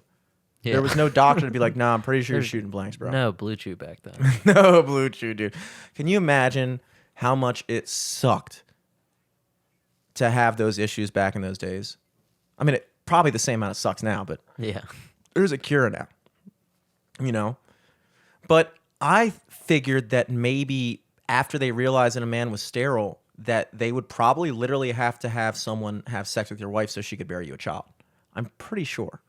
Because it's not like they had the technology to implant children like out of someone else's womb in like sperm implantation. Like, Yeah. I don't know if that was a thing, dude. I mean, it probably back then it was probably just straight up the doctor being like, "All right, I'm gonna try a new procedure. This is brand new science. I'm gonna try to implant one of your children into your wife's womb, and then he like draws the curtain, and then he just fucks the wife. Oh man. Because I mean, like, you know, I bet that's you what read it those was. articles like every other year that they get shared, where it was like, you know, women, they would be treated for hysteria by like straight up just like some medieval vibrator. Yeah, that is crazy. That was like a legit hysteria, and they would just like they would sit on a thing, and this fucking giant wheel of wheels would just pummel your vagina until Yeah. you knock the crazy out of you. Yeah, until you just bust. Yeah, I just nutted. The doctor's like, that's science, baby. That's science. But I was imagining the In other the future, night. they're going to be doing this online for money. I was imagining. They think I'm crazy. I said They say I have hysteria. I invented the They first, rectally hooked me up to it. and I liked it. The taste of it's cherry chapstick. I was laying in bed the other night, and I was thinking about this exact topic. Topic. Wait, which one? Who, if I was alive in the year 1400, would I allow to fuck my wife if I couldn't have a kid? And I whittled it down to I would definitely let some close friends fuck my wife. Now that If I I think had about it, to. now that I think about it more, I bet back then when everything was so tied to like your family and shit, I bet you'd have your brother or No like shot. a relative do it. No shot would I let Dom fuck my wife. Absolutely not. I'd probably let you do it. Like, I'd let you do it. Thanks, I'd let you man. fuck my wife. If I had to, dude. If I had to. But this is an age-old agreement we have between us, dude. Yeah. This 80,000 years of history. Yeah, this is before Blue Chew. You have to understand. Yeah. There's something about this that I say, okay. If I had Blue Chew, I wouldn't even have to ask you. I'd just do it myself. But knowing you, and it's 1400s. But here's the caveat, because this is what I thought about. I'd let you fuck my wife, but not all the way. You have to jerk off until right before you're about to come, and then you can come inside her. Okay. Because I think that is perfectly doable. Like, you don't have to have like full 15-minute passionate multiple position sex with my wife to get her pregnant. That's ridiculous. If you're like, all right, but I'm gonna have to bring in these fucking ropes and tie her up and do all this, it's like, dude, you came in her fucking mouth the first time. How is this helping me, dude? What the hell? I asked you to do one thing. Yeah. I beg and plead, like, nah, dude, I have to do it from start to finish with your wife, or else it's not gonna have a good child. And then I just like barely get my dick into her bust. I'm like, all right, give me another chance. That one's not gonna be good. You're gonna want to scoop that one out. Redo. Command Z. Redo. Get your servant in here, clean her up. Get your midwife. Yeah. You'd have to jerk off to right before. Is that yeah? And we both have to watch to make sure you're not fucking bullshitting. Obviously, I have to watch Of course. because I'm not Would gonna. you Have, also be jerking off right before? I'm jerking off right after, Okay. just to make sure it sets in. Just kind of like so my semen can role play as yours. Like, Okay. like when you give a little kid a push mower and he mows next to you. My stupid ass bullshit come and so they be like, I'm really doing something. And I'm just like, damn, dude, you're fucking worthless. Worthless. So, yeah, I think that's fair. Yeah. Thanks for thinking about me. How long were you thinking about that? Until I fell asleep. Till I fell asleep, dude. I think of a lot of stuff before I fall asleep. I actually make a point of it every night before I go to bed to turn off everything, lay in my bed, and stare at the ceiling until I fall asleep. Because you won't believe the stuff that pops in your head. You It won't goes believe. crazy. You won't Yeah, believe. it does go crazy, but I usually don't. I try not to remember that shit because usually it's like anxiety shit. Definitely anxiety shit. But then somewhere along the lines, Sometimes you stumble upon these. if I was These ideas. sterile 800 years ago, Of course, I'd let Eric fuck my wife. Of course. No questions asked. He would also be alive back then, and we'd also be best friends still. Yeah. And he'd fuck my wife, of course. Do you believe in soulmates? I guess. I don't know. I have no reason to not believe in it, I guess. But also I think more along the lines of just like, I don't know if so much so as soulmates, but like definitely people on like the same frequency that you're on. Exactly. Yeah. Yeah. That's kind of where I'm at with it. I've noticed I that. feel like, yeah, resonation with people. I don't know if it's so much so like, you know, soulmate, but like, Yeah, it's kind of like one of those things where it's like, I'm not necessarily saying that I could only ever be married to this one woman, but I would be married to someone pretty much exactly like them. You know what I'm saying? Like someone like that exhibits all the qualities that this woman exhibits, you know? Like people will ask you all the time, like, do you have a type? You know? I don't really know if I have a type, but I definitely have recently become aware that there is a type of girl that I'm their type. Because I've noticed that virtually every girl I talk to exhibits certain characteristics. Yeah. You know what I'm saying? they like kind of the same like demeanors or like personalities or yeah, I see what you're saying. They're all artistic. I've noticed that. I've never really had a long-term any type of relationship, not even just like real relationship, but any type of romantic relationship with a girl who wasn't like artsy. You know, not artsy like super artsy, like went to Micah artsy, but like just has an artistic element about them. You know, Yeah. But I think that makes sense just in the nature of like the shit you do. yeah, for sure. Where it's like you almost need someone in that Venn diagram to have like a little bit of kind of connection to what you're doing so they have at least like a base understanding of like Yeah, certain dynamics in the relationship if it were to continue. Like, yeah, of course I can't do a fucking date night on Sundays. I play the horse every fucking yeah. Sunday night. Yeah, and that's what Or, you like, signed whatever. up for. And you knew that. You knew that because you met 'Cause you me could at the fucking horse. draw. You draw. Yeah, but it also sticks out that it's like, damn, like I've been on dates with girls that like it never wound up being anything after that, and it's because they weren't every failed date I've ever had, and not failed date. I've never had a date go poorly other than when I was a freshman in college. I had a date go very poorly. At Towson Best. Yeah, I remember that. it's not a good date. Not a good date. Started off bad. I started off by walking to her dorm to pick her up and then walking into Towson, which I guess was acceptable at the time, but I've noted that the key to a good date is you got to pick them up. You got to pick. It's classic. It's classic, and it's like just weird when you just meet somebody somewhere, and like sometimes Or like you could have walked to the dorms, but then be like, oh, I got us a cab. I feel like you got to like get to the place quick. yeah, Or at least like get into a situation where you're like, all right, now we're at like we set a pace, or like we're about to set a pace. We're gonna be here for a little bit. I got some time to fucking figure this shit out and get some work in, and then hopefully all of my friends here yes, call me their friend, ask me how my mom's doing, and says, "Oh, who are you here with?" bingo, because I'm bringing them to a family party. Exactly. I'm gonna take a piss real quick, and when I get back, I need to piss too. okay. Well, you go first. Okay, and I'll no, you go first. You go Okay. first. give them something good. Yeah, so it was I'll go over my Valentine's dinner. So, yeah, for all of those folks in relationships, you already know this, but Valentine's Day was this past weekend, this past Sunday. It was nice to have Valentine's Day on a weekend, just because, like, especially in the pandemic, like I feel like everyone's kind of on that like Monday through Friday schedule.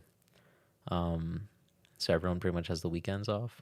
So it was nice to just have like a full Valentine's Day. And also the Saturday before. You know, Valentine's Day double weekend. Pretty much. But, you know, it was Valentine's Day. Had to do it up. Me and my girl looked up some recipes. We went shopping. We went to Giant and picked up some filet mignon. Got some two big boy fillets, thick cut fillets. Got some tricolor small little baby potatoes and some asparagus. The asparagus just did a nice little like wok flash fry, pan sear with some garlic, some lemon zest and lemon juice. Did a little potatoes, boiled little small guys, then kind of mixed them up while out of the water to get them kind of crispy on the outside, or at least that's what makes the crisp on the outside when you cook them in the oven. Cooked it in some bacon fat, sous vide the steaks for 3 hours. Thick cut fillets, big boys. Sous vide in some wine, rosemary, garlic, a little bit of Dijon mustard. And then pan seared those. Made a little sauce with the sous vide. Reduced that. Fucking delicious, dude. Damn. Very good. I put a picture on my Instagram story. I think I caught that. I definitely did. It was fucking one of the best meals I've had in a while. I respect the side dish, asparagus. Yeah. Asparagus is the best side for steak. You know, we were trying to figure out what to do, and like neither of us really had an idea outside of like steak and potatoes. But yeah, asparagus was definitely the way to go. Did you make And potatoes? we didn't boil it. We just did it in the pan with a little olive oil. It was really good. Yeah. I mean, obviously, steak and potatoes is. I usually do steak, potatoes, and asparagus. That's my go-to. That was 'Cause it. I love mashed potatoes, dude. Did you make mashed potatoes? Or you make them like No, did them in the oven. baked? Or Well, boiled so it potatoes? was like those little small, like 3-color in a bag potatoes. Cut them in half, boiled them for like 10 minutes in baking soda in the water, and that like alkalizes the water, and it like makes the crust in the oven crispier. But then also you kind of like cool them off in a bowl by like tossing them in the bowl without really anything on them. But like the starch kind of like pulls at all the surfaces and Is makes that called it all. blanching? This is outside of the water by now. Oh, okay. And then yeah, in the oven for like probably like 30 or 40 minutes, but just in some like bacon fat. And then also so this was actually the kicker for the potatoes. This is what fucking next leveled it. So we infused the bacon fat with rosemary and garlic. Basically, like in a pan, we put the bacon fat, rosemary, and garlic, toasted the garlic until it was like golden brown. Put that through a strainer, used the oil to cook the potatoes, and then after they're done, put that topping back on, the crispy garlic and rosemary. Mm-hmm. That was so good. Yes. I want to make that like every week. Rosemary is the secret spice, dude. I love rosemary with meat, particularly pork. Rosemary and pork is awesome. Rosemary is just a slam dunk. Ooh, and I made a little cilantro and roast garlic olive oil mash in my mortar and pestle. Because I put that on my steak because I don't really do butter. Elizabeth had like an herb butter. But I like doing like a little kind of almost a carne asada kind of flavor that you just put on as a topping. Yes. So then you get a little bit of that if you want it with the steak, but it's not overpowering. Right. It's nice. All right, now I got to pee. Knock it out, dude. I'll tell you about my Valentine's Day while Eric's pissing. And that was it. All right, Eric, are you done? My Valentine's Day, I woke up, I want to say fairly early because I was hungover from the night before. And I realized I don't have anything to eat in my apartment. My brother went to the grocery store to buy the exact things that he needed for his Valentine's Day meal with his girlfriend and nothing else, which is a classic Dom move. Dom loves going all the way to the grocery store, knowing full well we have nothing in the house, and just buying the exact things that he needs, and then getting mad if I eat them. Not actually mad, because who gives a fuck? I'm gonna eat it anyway. So he had pancakes and bacon. His girlfriend doesn't like eggs, so he didn't buy eggs, which I was like, come on, dude. And I was like, you know what? I'm getting Indian food. I'm getting Indian food because Sunday's my cheat day usually, and Indian food is my cheat food of choice. I love Indian food, and I love Kathmandu Kitchen, as everyone knows who gives a fuck, which is few people. So I called him up, and the guy, hey, have you ordered here before? And I was like, come on, man, you know me, it's Jimmy. And he was like, oh, Jimmy. And we talked for a little bit, and he said, how's business? And I said, oh, cash, because I thought he said, how are you paying? And then he said, no, how's business? And I was like, oh. So I told him I was like, oh, well, you know, it's obviously been slow right now. Gigs are kind of picking up, but like, we'll see what happens, blah, blah, blah, blah. And I went on like a 45-second kind of spiel on just filling up on my house business. And then he immediately went, okay, it'll be there in 15 minutes. And I was like, oh, okay, okay. So I guess he really wasn't particularly interested. I guess he was on the other end. Like, it was a rhetorical question, buddy. I didn't really care. But yeah, so I got the Indian food. And then I took a very long Indian food nap, woke up just in time to make it down to my gig at Ampersea at 8, at which point I stood outside on the dock in 36-degree weather with a heater that wouldn't work for the first hour of my gig. Ooh. And played music for 2 hours. And finally the heater did work. It was a fun gig. And then my brother and his girlfriend came down, caught the tail end of it, and we went out to Admiral's Cup afterwards and had a real nice time. Admiral's Cup is a real cool place to hang out and drink on a Sunday. A lot of the other bars are not really doing anything on Sundays, but Admiral's is a big bar to go to on a Sunday night in Fells if you happen to be out. And I heard a bartender from the other end of the bar go, that's Jimmy Soleski, and this is Jimmy Mileski. And there was a guy there named Jimmy Mileski. Molesky. Mileski. Jimmy Molesty. At which point the entirety of the bar started chanting, fight, fight, fight, fight, fight. No. So we had to fight. Oh, shit. He Are you stood okay? up. Yeah, we're good. We're good. He stood up. I pretended to take my shirt off. He started taking his pants off. No. And then he came over and hugged me. And I yelled at everybody, we squashed the beef. And everybody cheered. And we sat back down and started drinking again. Hell yeah. And that was fun.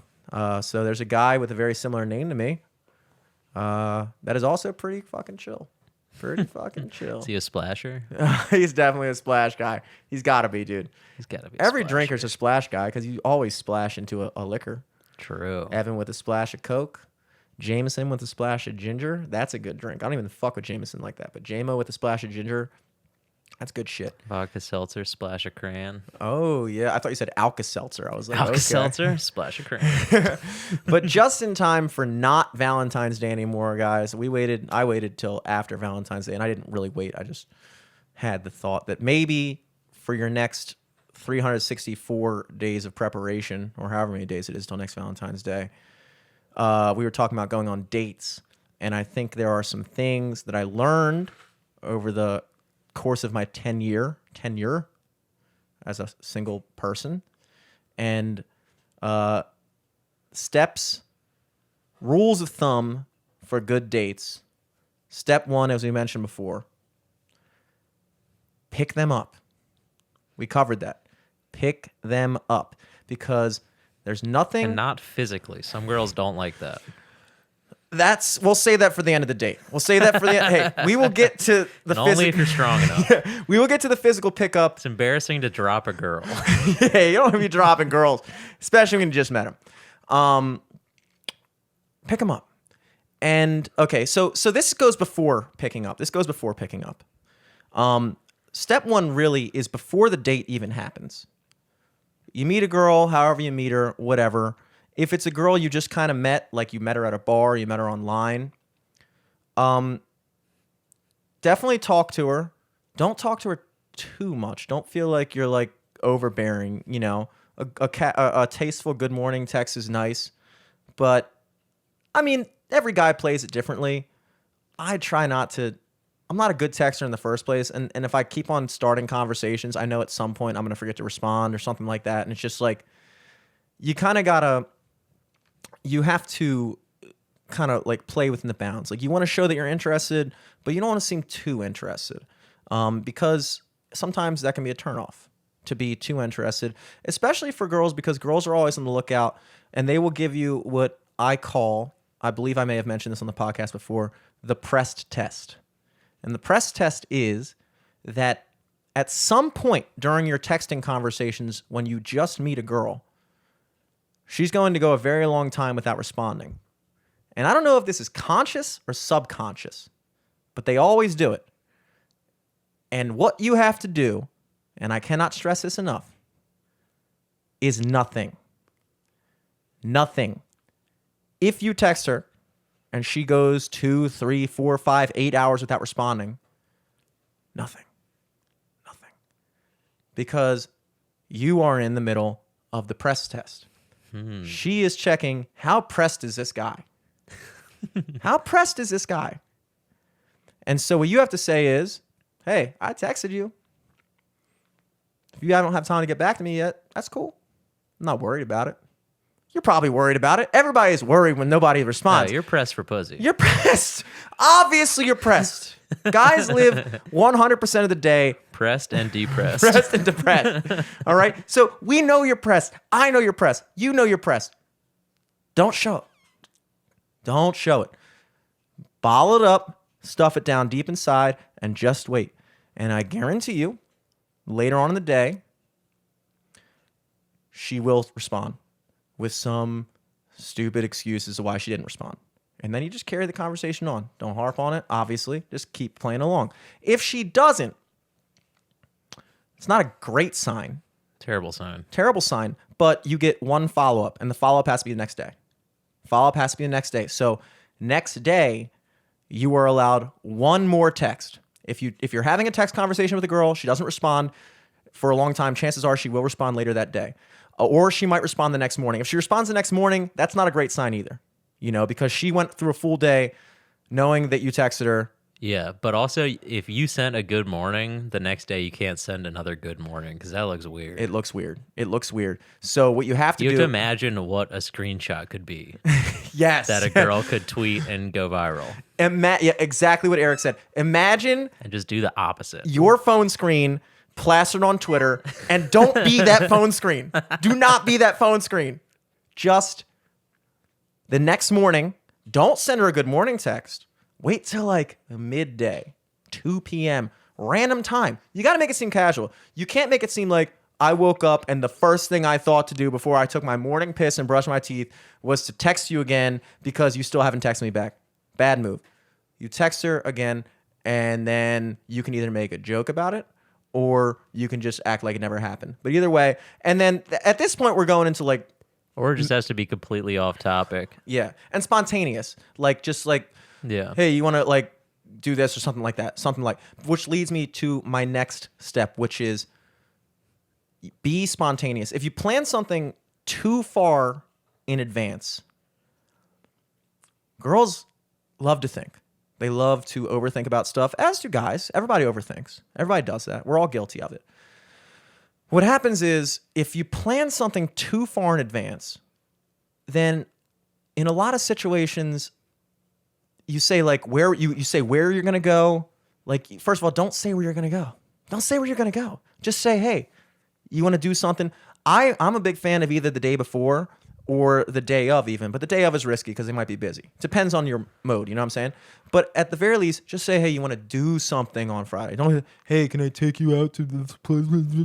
Because then they're going to, okay, this guy's serious, and then they're going to get in their head about like, oh, this guy's like really serious about taking me out, and they're going to start imagining all the situations. Oh my God, what if he's weird? Blah, blah, blah. He's like, blah, blah, blah, blah. They're going to be able to picture themselves at the restaurant that you say, and they're going to be able to imagine the date and play through every scenario. And trust me, by the time it gets to the day of, you're going to get the text that goes, oh my God, you're going to hate me, but blah, blah, blah, blah, blah, blah. So don't do that. Just be spontaneous. Now we're at the actual date. Pick her up. We're back at, this is now step Step one again. Step one again. Circling back around. Yeah, that was It's step. that important. Yeah, that was step -2. We're doing this Star Wars style. Step 3 is the first step. George Lucas style, I took you back in time with better production for steps 1 and 2. 1 and 2. Steps 1 and 2. Step 3, you pick her up at the date. Take her to a place that you are familiar with, but not too familiar with.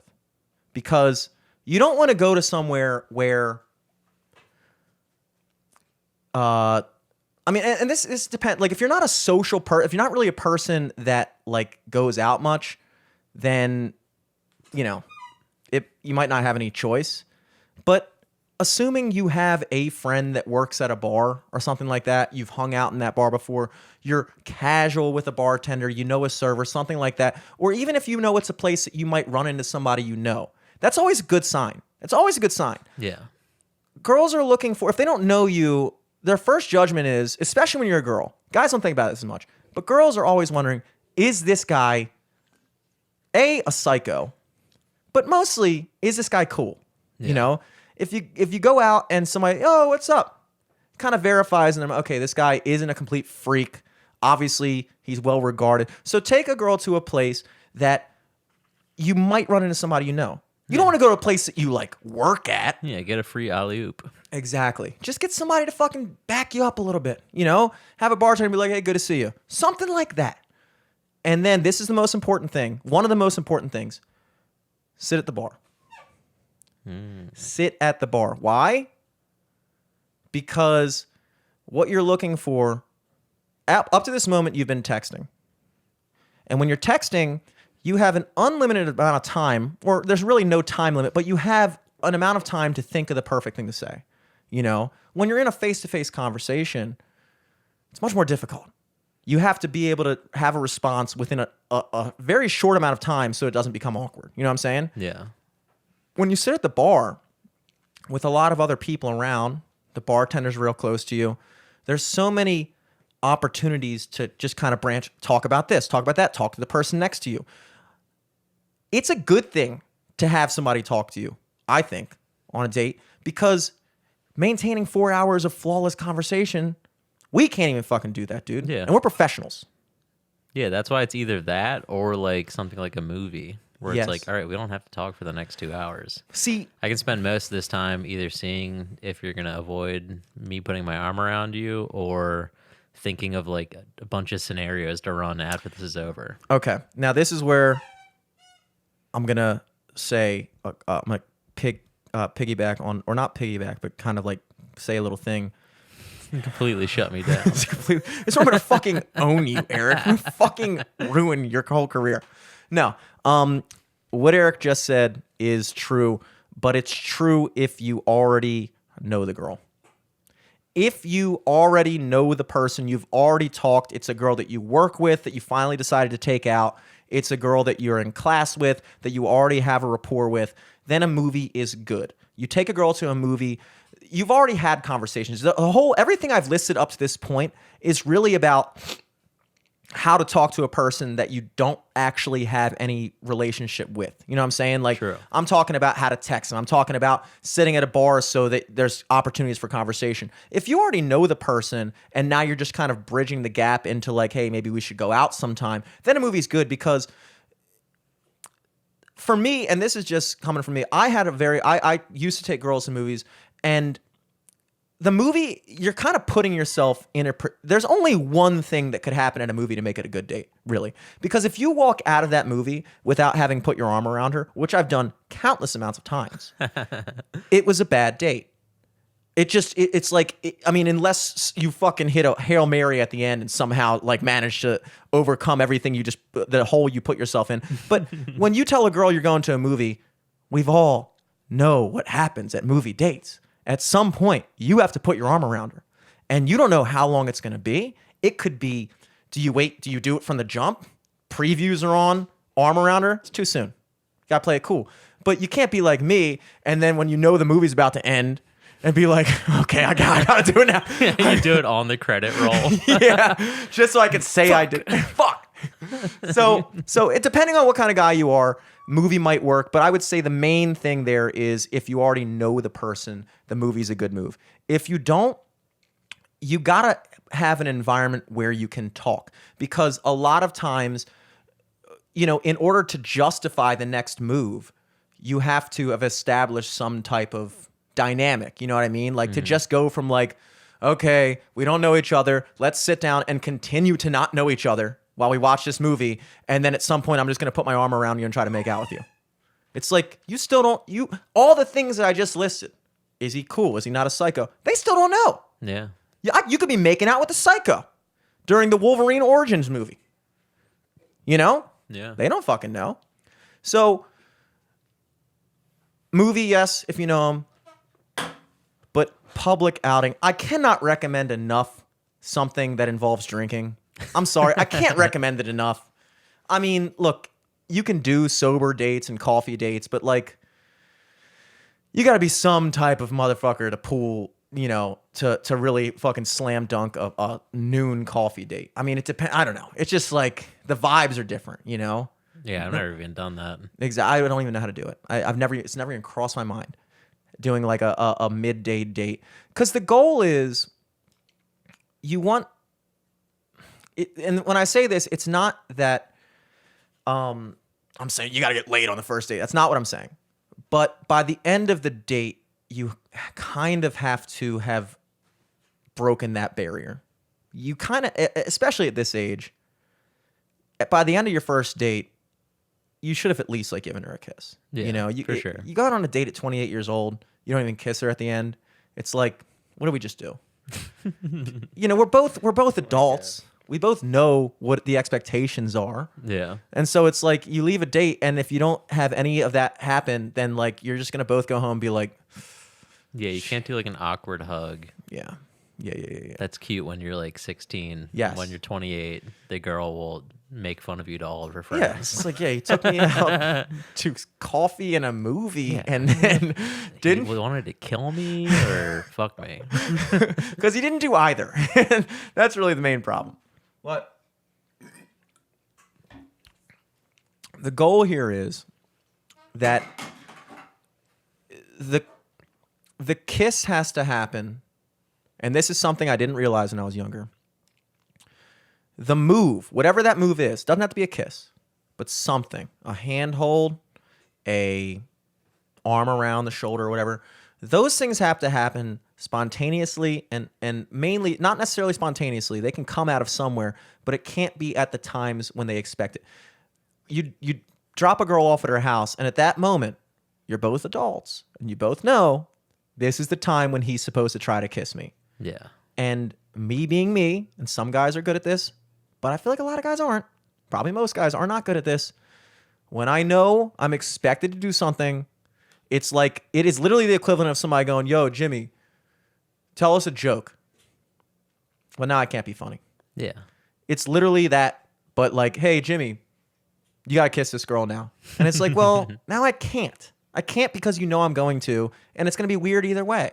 Yeah. Like, we're going to be standing there talking, having a conversation, and the whole time we're like droning on, yes, blah, blah, blah, had a good time tonight. And the whole time she's going to be thinking, is he going to try to kiss me now? And the whole time I'm thinking, like, should I do it now? Is this a good time? Is it going to be weird? Like, blah, blah, blah, blah. It's just too many other factors. You got to sink that bucket before that.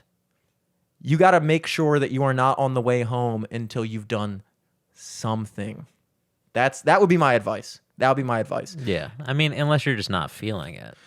Yeah. If it's not going well, You don't have to do it just to do it. yeah, but that's why I couldn't recommend drinking enough, because look, the big thing that you learn on this post Valentine's Day episode is that when you go on a first date, they're nervous too. You're both nervous, and what better thing to do to cure nervousness than have a couple beers? I mean, look, when I say this, you can read into it however you want. I don't give a shit, because that's not what I mean. What I mean is, you're both fucking nervous. Do something that you would normally do. Go to a bar. Sure, she goes out to bars sometimes. Sure, she goes out with her friends. Make it a comfortable situation. You know, How many girls go out to an ice cream parlor at 11 a.m. on a Thursday? It's like, you're both in a weird comfort zone at that point. But everybody knows what it's like to go out to a bar on a Thursday, So have a couple drinks, and trust me, by the second drink, you're not going to be fucking on the bar. Obviously, that's not what I'm talking about. Yeah. I'm saying you'll be talking. Regular conversation, just chatting. You loosen up a little bit. And once you loosen up a little bit, at that point, even if it's going badly, it's not that bad because you're drinking a little bit, you're having fun. If it starts to go bad, you want to do if it starts to get like really bad, want to get a bomb? I don't know. Fucking amp this up a little bit. I don't know if I can say. Look, this is all specifics here. I guess is what I'm getting at. That's all specifics. But yeah, definitely that stuff. And then if you're lucky enough,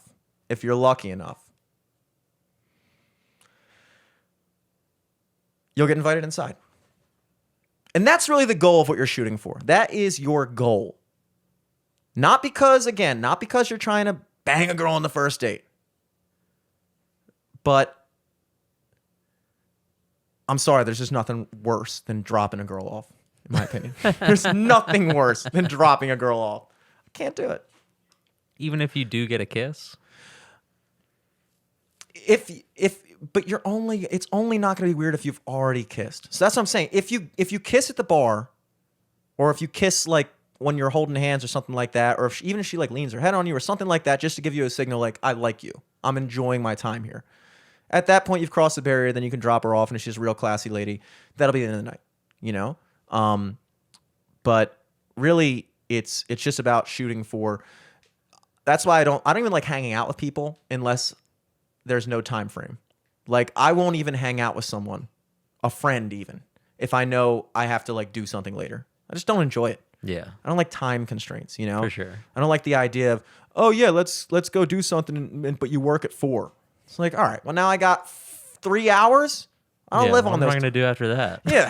Fucking think about how shitty I did at my date today while you're at work. Thinking about how shitty I was at my date today. No. I realize that my advice has just gotten gradually worse throughout the course of this. It just only pertains to you.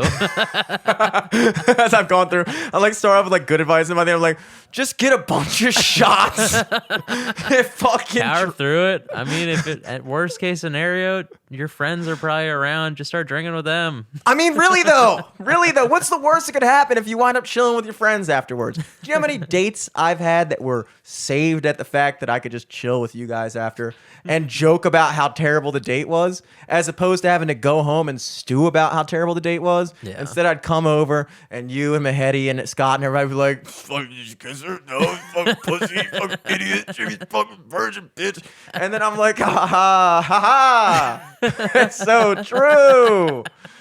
But also so much better than the alternative of me sitting in my room with my head going like, "Would you kiss her, you fucking pussy, you fucking virgin ass bitch, fucking bitch? Can you make a move? Put your arms around her after the credits, fucking idiot." Blah, blah, blah. Oh man. So take from that what you guys can. Really. Yeah. Really. But yeah, hope you guys had a fun Valentine's weekend. Good President's Day. Is it President's Day? It was on Monday. Yesterday. How did I forget? How did you forget? Oh, dude? that's right here, yeah. President's Day. Hopefully you guys bought some cars. That's the only thing that happens on President's Day. President's Day car sales. Exactly. Great day to buy a car yesterday. Well, you guys know for next year. You guys know for next year. To go on your date, get very drunk, and buy a car the next day. And that's the beauty of Valentine's Day. Worst case scenario, you got 0% APR financing on all new Nissan model sedans. Yeah. We're brought to you by Hyundai, Nissan, something. I don't even know. We're brought to you by Nationwide Nissan. Bill's Car Fair. If you don't buy Bill, you're making a big mistake. Those commercials were so good. They were good. Those were so good. And we were making a big mistake. Made a big mistake this year. We should have been buying cars yesterday. We should have been. What was I doing yesterday? Not buying a car, I'll tell you that much. I think the only financial move I made this week was try to pull all the money out of my retirement account. That's what I did yesterday. President's Day, baby. Give me that shit back. I'm not retiring. I'm done. I'm retired now. I want this money now. I'm currently retired. What was I thinking? Why did I take all the money I have and make it so I couldn't access it until I'm 80? What a stupid decision. So, yeah, just don't do that either.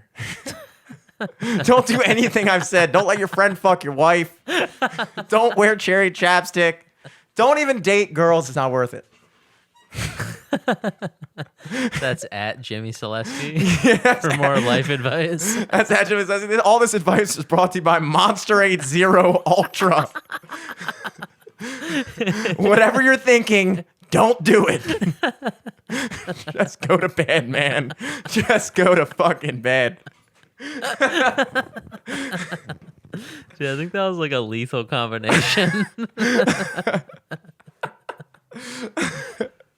Oh man, you got anything coming up, dude? No, not really. But at Eric Glazer on everything, in case that anything comes up. Hey, it'll be there.